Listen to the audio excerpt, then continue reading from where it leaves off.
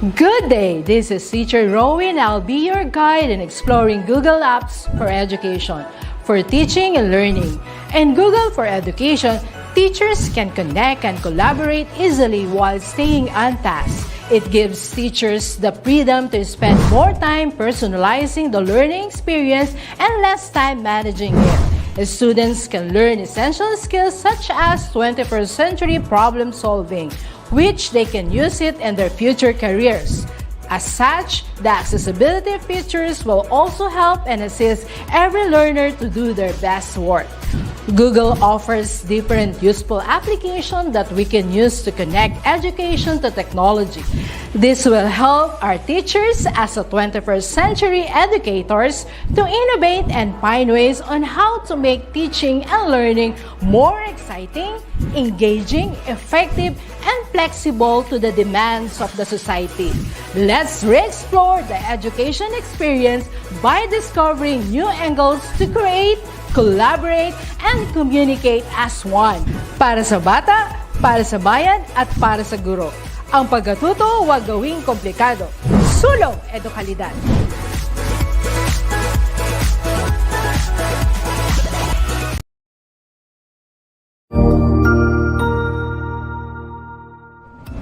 Magandang araw, Sir Wilbur po, at your service.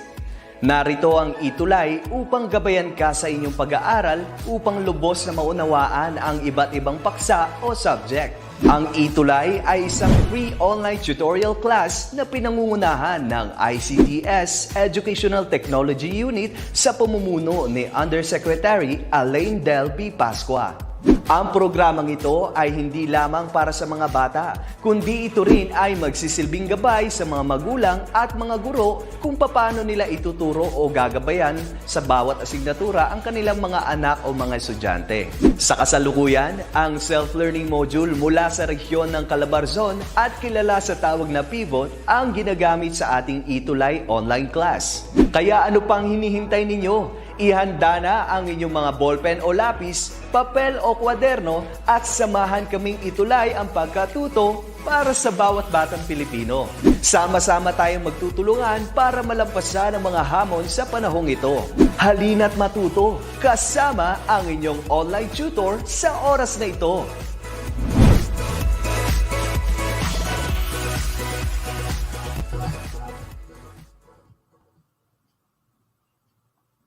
Hello. Again, good morning. It's Friday. CSS na naman. So, siyempre, kagaya ng dati, wag na nating patagalin. Umpisahan na natin. Okay. So, ang topic natin ngayon ay, of course, it's all about setting up computer servers pa din. Quarter 4, week 3, no? Okay. So, ano ba ang topic natin ngayon? Ang topic natin ngayon, it's about understand what is remote desktop. Ayan. Yun yung isa sa, kung natatandaan nyo yung mga roles na inad na natin sa server, we have the ADDS, DNS, no? DHCP, no, yung mga inad na natin na mga roles na sinabi ko sa inyo, meron tayong i-add 6. So, meron tayong additional ngayong araw na to. And, ano pa ba? We configure remote desktop in Windows Server 2008 R2. Ano ba yun? Or, bakit kailangan natin siyang i-configure? Pero, sabi nga, pag naka-remote server ka daw, it's not recommended to have the remote desktop. Pero, since on our CSS na curriculum guide, kailangan natin matutunan yung paggamit ng remote desktop. Okay? So, yun yung pag-aaralan natin ngayon. What is remote desktop? No, ano nga ba ang remote desktop? A remote desktop is a separate program of pictures found in the most operating system that allows a user to access an operating computer system's desktop. The access occurs via the internet or through another network in another geographical location and allow users to interact with that system as if they were physically at their own computer. Remote desktop technology make it possible to view another computer desktop on your computer. A remote desktop also, you can open folders, move files, and even run programs on the remote computer right from your own desktop. It is widely used in the corporates due to the reason that is provide easily accessibility to a computer device or a network from remote distance, but it also support the access to home network. So kadalasan kasi sa remote desktop, ang ginagawa nito is kapag meron kang gustong makita, may gusto kang i-troubleshoot, especially on the software that it's already been installed to another computer, pag ginamit mo yung remote desktop na to, you can manipulate the computer from your PC as long as it is connected to the internet, no? Kahit nasa ibang lugar pa yung computer na yon, and the remote desktop is properly configured, pwede nating magamit or pwede nating makontrol yung PC, no? Yun yung isang kagandahan nun sa remote desktop. Sample, meron kang gustong i-install doon sa PC ng parent mo, pero ikaw ay nasa Manila at ang parent mo ay nasa Baguio City, and they're having the remote desktop configured on their PC, pwede mo siyang makontrol. So may mga ganyang application, especially on mobile, pero it's more on viewing lang. Pero meron din mga application din, hindi lang remote desktop. Ginagawa nila is just para mas mapabilis yung pag-troubleshoot, no, nung isang PC from one computer to another. Pero sa CSS, ginagamit natin siya into network connected lang. From one computer to another, as long as they are connected into one network. Ayan. Kahit walang internet, as long as connected into one network, pwede natin gamitin si remote desktop. So ano ba ang advantages ng remote desktop? Una, easily monitor, control, and maintain devices connected to the network. No, siyempre, kung nakokontrol mo siya or kung nakaka-connect ka sa kanya, mas madali mong makontrol. Quickly troubleshoot using the remote access. So yung sinasabi ko kanina, na kung merong problema dun sa PC na yon, as long as it's not the operating system, mas madali mong matatroubleshoot kasi nakaka-connect ka sa kanya. Then, effortless access the files on connected device, servers, or network. So yung, bakit effortless? Kasi you can control. Pwede mo siyang, pwede kang mag-transfer ng mga file, pwede kang mag-delete ng mga files, pwede kang mag-check ng mga files, or mag-run ng mga, let's say for example, mag-run ng mga nai-install mo para dun sa pang-troubleshoot dun sa naging problema ng isang computer. Yun nga lang, it is also, yung functionality niya, it's also based on the internet speed mo. Kung mabagal pa din yung internet connection mo, medyo magkakaproblema ka with the connection. Medyo mabagal pa din yung magiging functionality, lalo na pag nagpa-file transfer. Ayan. Also, define the access rights to files and folders for different categories of user. Ano yung access rights na yun? Nakaalala nyo ba yung folder redirection na ginawa natin last Friday? So, pwede din natin makontrol yon na kung sino lang ang pwedeng makapag-transfer ng file, ano lang ang pwedeng i-share, parang ganun. So, and last, supports business growth by providing quicker access to files. So, ito na yung ginagawa for business, lalo na pag nag-access ka ng file sa isang kumpanya na pwedeng mag-share ng mga files or pwede mo nang kuhanin dun sa PC na yon yung mga files, yung mga reportings, let's say for example, para mas madaling magamit yung or madaling maipasa yung mga reports through remote desktop. So, yun lang yung kagandahan sa kanya. Yun yung mga advantage ng isang remote desktop. So, ang tanong, paano yung gagawin or paano mo i-install yon sa isang server? So, para i-install yun sa isang server, we need to add the roles remote desktop services. So, kung naaalala nyo pa yung pag-a-add natin ng roles, balikan lang natin yung umpisa. You go to Server Manager and then click the roles. Mag-a-add roles lang tayo. Pagka-add roles, no? Pagka-add roles lang natin, and then yung ating wizard, yung startup natin, yung by default, pipiliin natin yung remote desktop services. Di ba, na-add na natin yung Active Directory, DHCP, DNS. So, susunod na natin tong remote desktop. So, sa remote desktop, next lang natin, remote desktop, next.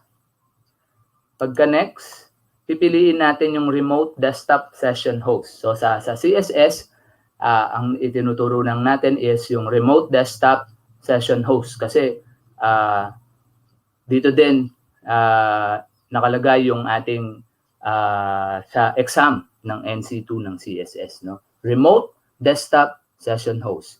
Then pagka-click, click lang natin siya. Ang sabi niya dito, install remote desktop session host anyway, not recommended. Bakit? Bakit siya not recommended? It is because you are using servers. Since gumagamit ka ng server, hinaalaw mo na makontrol ka ng isang computer. So, ibig sabihin, baka yung server magkaroon ng problema. That's why, yung mga password ng isang server, dapat kung sino lang talaga, yung network administrator or yung kung sino man yung ICT personnel na mag-handle nung server na yon, siya lang yung nakakalam nun. Kasi when you have this remote desktop session, any computer that can connect to that PC with the given credentials, kaya niya nang i-access yung server. Pwede niya nang i-manipulate yung server mo. Since the server ay kaya niyang manipulate lahat ng computer connected sa kanya. No? So, kaya ang sabi niya dyan, it's not recommended. Bakit naman natin ginagawa? It's just a purpose of para matutunan natin yung remote desktop. Okay? So, ayan. So, next. Pagka-next natin, application compatibility, tapos authentication method, do not require network level authentication, no? Para mas mabilis lang natin magawa. Then next, configure later. Ito yung may 120 days trial kasi meron tong bayad, no? Trial lang yung gagamitin natin. And then select users allowed to this remote desktop session host. Next lang natin yan, administrator nakalagay. Then next ulit. And then after that, confirmation that you're going to install the remote desktop. Install. After installing the remote desktop, since this is about computer, no, kailangan mag-restart. So, i-restart mo. Pag na-install mo yung role na yon, i-restart mo siya. Ganun lang siya. Okay? So, pagka-restart, ayan, good morning sa mga students na nakikinig kay Sam, Marian, Mark, Mariela, Jenky, Richard, Harwin, Jen, Lester, Edsel, Mark, Roland, Evangeline, Krisa, Maria Rolinda, Dante, Bilolo. Ayan, good morning sa inyong lahat. Maraming salamat sa panonood, pakinig. Yan, then close. After that, magre-restart yung PC. It is because to finalize the remote desktop. Ipa-finalize niya yung remote desktop, i-enable niya yun dun sa server para lahat ng client na ikukonekan niya, pwede nating makontrol. Pero ang tanong, yun na ba yun? So, syempre, hindi. Kasi kailangan pa nating i-set up yung remote desktop. Saan? Sa server at saka sa client. So, hindi tayo pwedeng mag-install lang ng roles pero hindi natin i-set up. Paano yung setup na yun? So, ang setup nun, both a client and a server, ganito lang yung process niya. But take note, before configuring remote desktop, make sure you turn off Windows Firewall. Ano? So, yung Windows Firewall natin, kailangan naka-turn off. Kasi, kukontrol ka ng isang computer kapag naka-open yung firewall, hindi mo yun makukonect. Kasi iba-block niya. So, kaya dapat i-off. Is that safe? Safe naman yun kasi ikaw lang naman yung gumagamit. Okay? So, ayan. Grade 1, mag-giliw teacher. Ayan. Good morning po. Una, para mag-turn off ng firewall, go to Start menu, Control Panel, click System and Security, Windows Firewall, then turn off, on-off the firewall, then select turn off Windows Firewall. So, yun yung importante. Kailangan naka-off ang Windows Firewall. Hindi nyo siya makukonfigure na maayos kung hindi siya naka-off ang Windows Firewall natin. Okay, anong unang gagawin? Una, go to Administrative Tools, Local Security Policy. So, magbibigay lang tayo ng Local Security Policy para dun sa ating remote desktop. Anong gagawin natin sa LSP natin or Local Security Policy? Go to Local Policy. Yan. User Rights Assignment.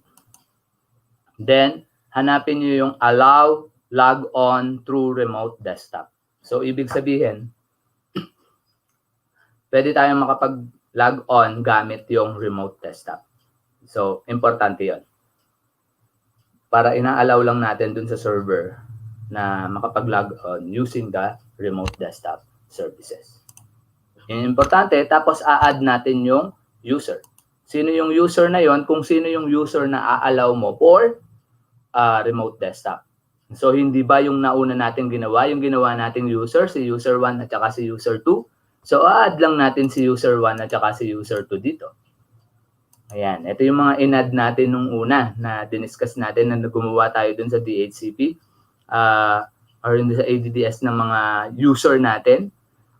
No? So, this time, i-add natin siya for remote desktop. Ayan. No? So, in-add natin kasi sila yung i-allow natin for remote desktop. And then, apply mo lang. After nun, okay mo. And then, configure mo na ngayon yung server. Paano natin i-configure yung server? Sa computer, right-click, then properties. No? Right-click, properties. Kailangan ma-on natin ito. Sa remote settings, kailangan ma-on natin siya. Then go to remote. Make sure naka-allow connection from computers running any version of remote desktop. No? Bakit? Kasi may tendency na yung mga client mo ay magkakaiba ng operating system. So kung magkakaiba sila ng operating system, pag inallow mo siya ng any version, makaka-connect dun sa PC. No? So ito lang gagamitin natin. Then after that, piliin nyo yung select user. Sino na yung user na yon? Naalala nyo pa ba yung user natin na ginawa? Sino? Si user 1 at saka si user 2 yung i-add natin. So ibig sabihin, ina-allow natin for remote desktop doon sa server si user 1 at saka si user 2. Ayan. Then okay lang. Okay. Then okay. Then, we already add the remote desktop services roles, no? And set up client or remote desktop. Ganun lang siya kabilis, no? So, pagka magko-connect ka na, paano ka kukonect into another PC, no? Paano ka magko-connect into another PC?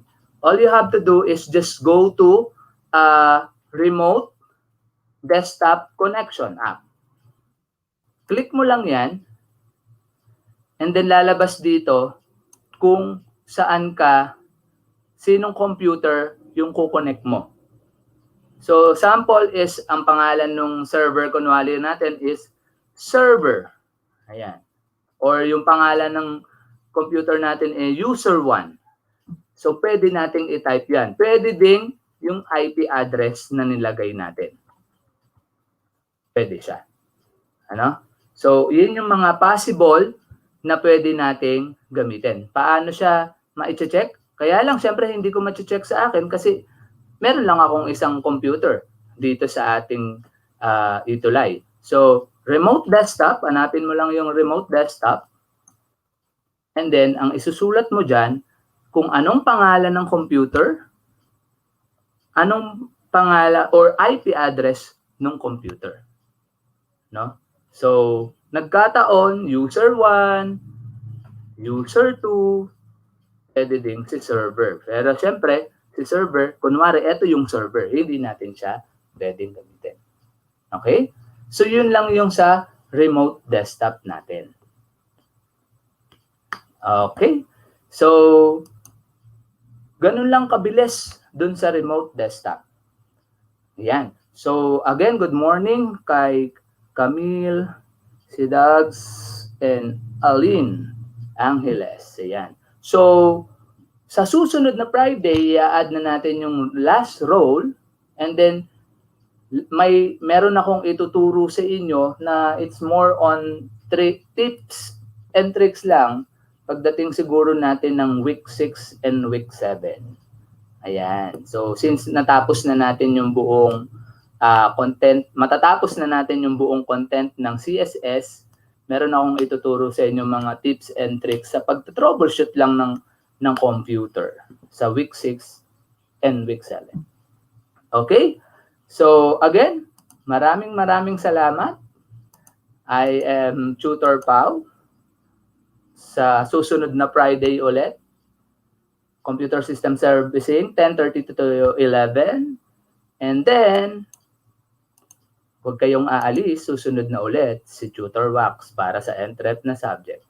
Maraming salamat!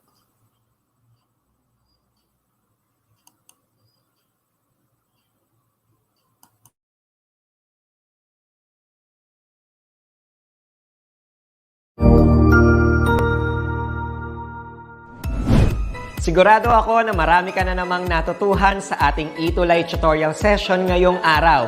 Tandaan, ito ay hindi lamang para sa ating mga mag-aaral, kundi pati rin sa ating mga minamahal na guro at mga magulang na kaagapay natin para maituloy ang pagkatuto sa kabila ng nararanasang pandemya. Patuloy ding sumubaybay sa DepEd TV para sa mga araling ginawang video episodes. Mapapanood ito mula Lunes hanggang Sabado, alas 7 ng umaga hanggang alas 7 ng gabi sa inyong mga telebisyon. Abangan sa Lunes mula 1:00 ng tanghali ang iba pang aralin sa ating ETUlay free online tutorial session sa Science. I-like and subscribe at manatiling nakasubaybay sa ating ETUlay tutorial session sa DepEd Edtech Unit FB page at Educational Technology Unit channel sa YouTube at sa DepEd Tayo at DepEd Philippines social media accounts. Paalam!